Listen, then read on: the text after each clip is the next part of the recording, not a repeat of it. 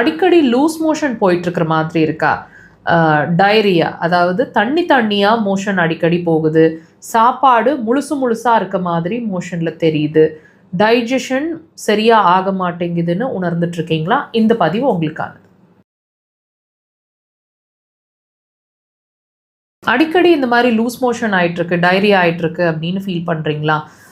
இது காரமாகவோ கொஞ்சம் spicy food எடுத்தால் உடனே லூஸ் மோஷன் ஆகிடுது. இந்த பர்டிகுலர் உணவு அந்த பர்டிகுலர் உணவில் எந்த உணவு எடுத்தாலும் அடிக்கடி இந்த மாதிரி நடக்குது வாட்ச் பண்ண வரைக்கும்னு நீங்கள் ஃபீல் பண்ணிகிட்ருக்கீங்க அப்படின்னா, இதுவும் உங்களோட இண்டிகேஷன், ஒரு வியாதியோட இண்டிகேஷன் உங்களுக்கு தெரியுமா? ஆமாங்க. வெறும் வைரஸ்னால வருது, பாக்டீரியானால வருது அப்படியெல்லாம் இல்லைங்க.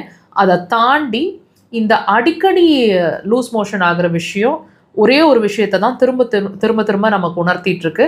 உங்களோட சிறுகுடல் ப்ராப்ளமில் இருக்குது, அதாவது ஸ்மால் இன்டெஸ்டைன் வீக் ஆகிட்டுருக்கு அப்படிங்கிறத தான் லூஸ் மோஷன்ஸ் ஆகவும், அதாவது சாப்பாடு முழுமையாக ஜீரணமாகாமல் அந்த ஃபார்மேஷன், அந்த உணவோட ஃபார்மேஷன் அப்படியே கெடாமல் வரும்.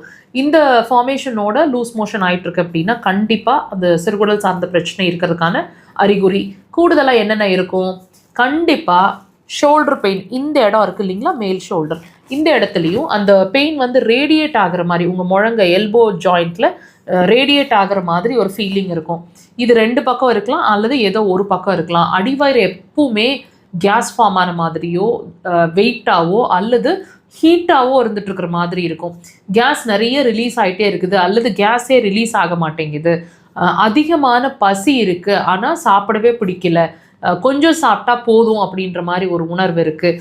ரொம்ப எமோஷ்னல் டைப்பாக இருக்கும். முதல்ல அப்படி இல்லை, இப்போ ரொம்ப எமோஷ்னலாக வீக் ஆகிட்டுருக்குறோம்.